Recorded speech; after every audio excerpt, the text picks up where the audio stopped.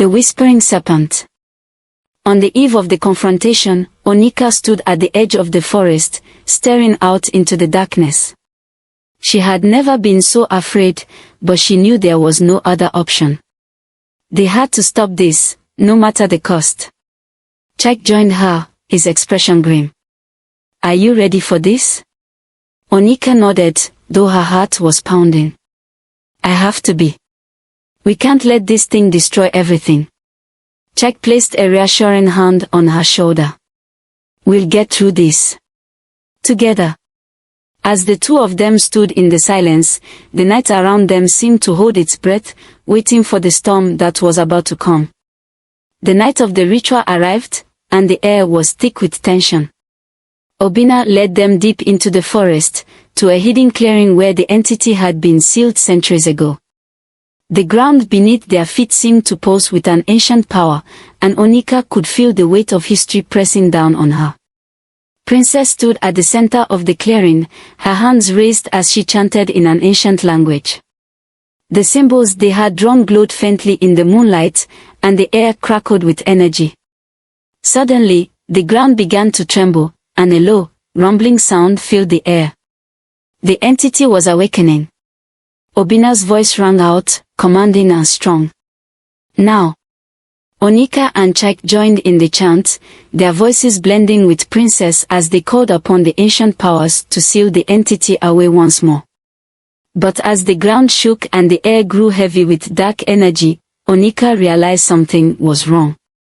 The entity was stronger than they had anticipated, and it wasn't going to be sealed away so easily. With a deafening roar, the earth split open, and a massive, shadowy form began to rise from the ground. The entity was free. The clearing erupted in chaos as the shadowy form of the entity emerged from the ground. It was a towering, grotesque figure made of pure darkness, with shifting, amorphous tendrils that seemed to pulse and twist with each breath it took. Its eyes, two orbs of burning red, locked onto Onika, Chik, and Princess with a terrifying intensity.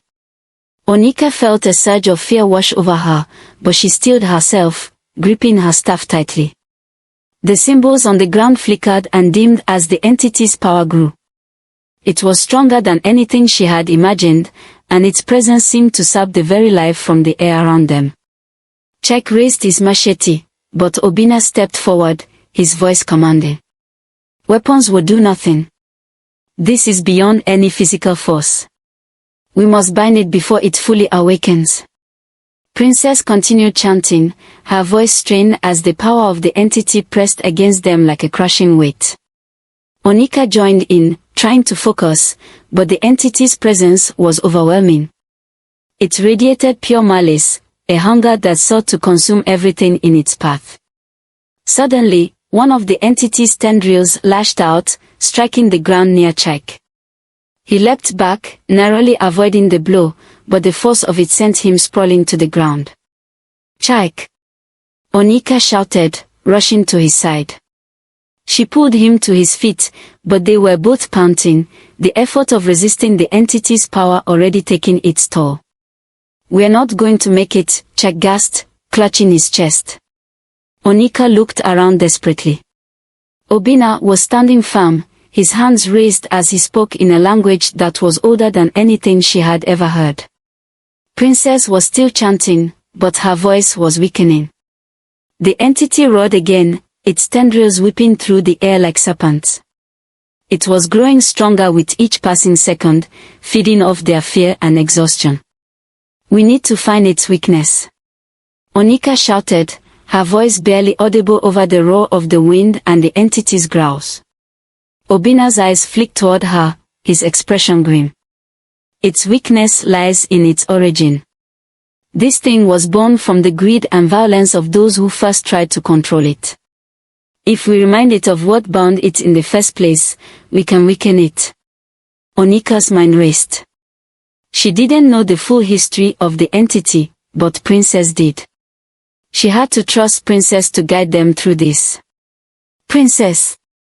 Onika called out, her voice cracking. "What was the ritual used to bind it before?"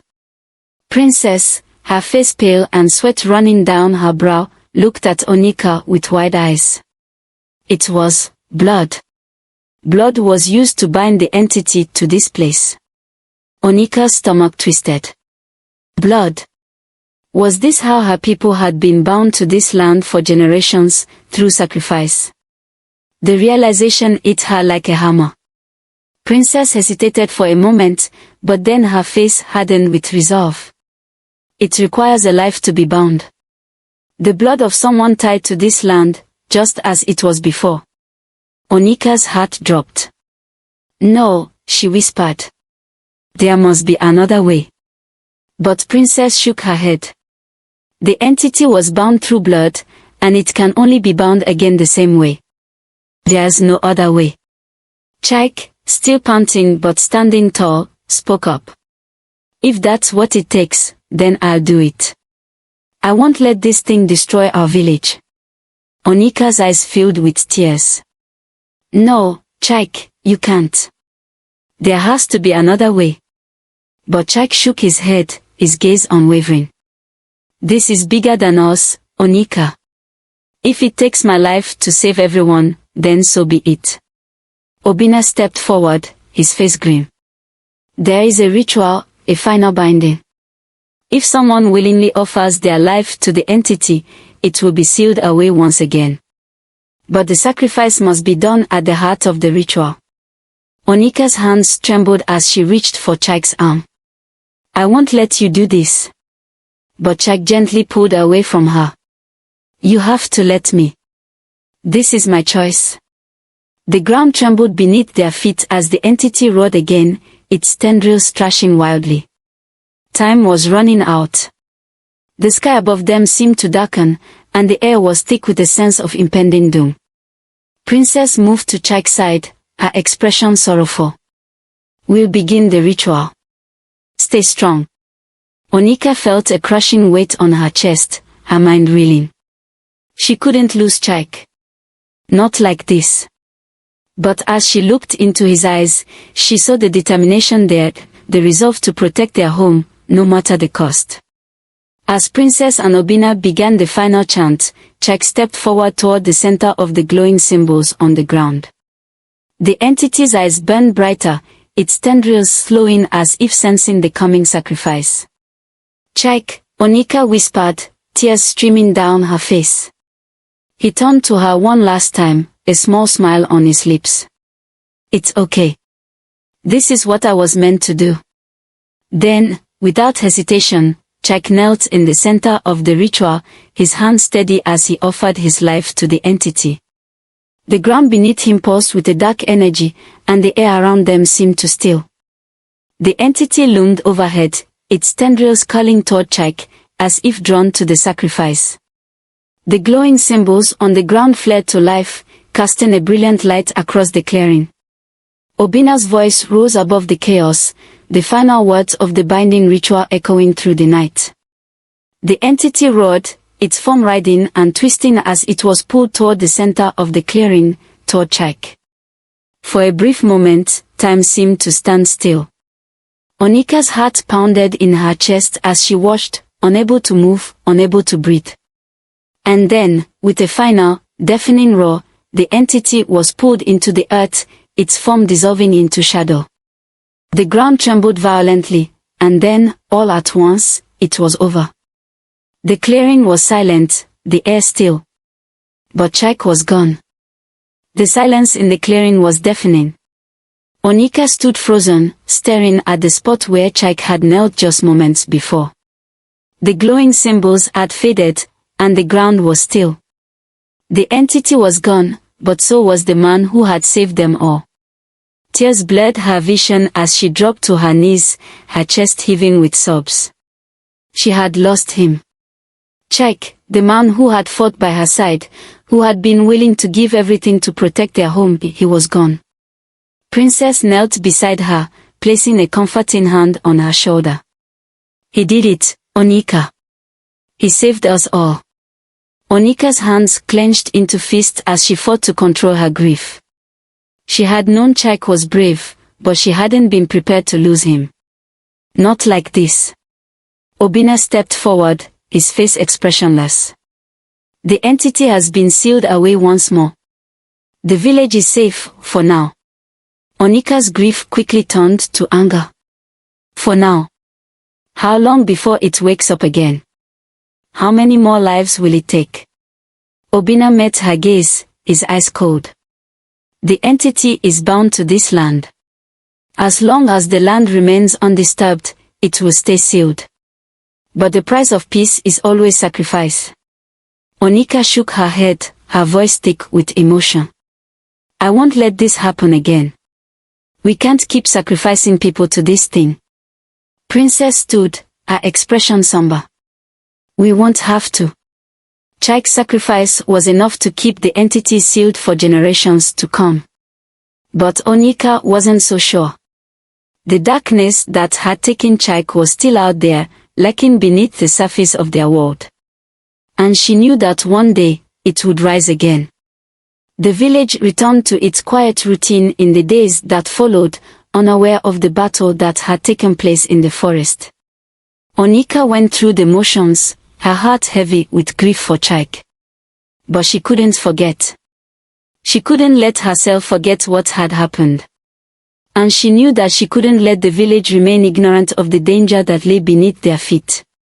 One evening, as the sun set over the horizon, Onika stood at the edge of the forest, looking out at the peaceful village below.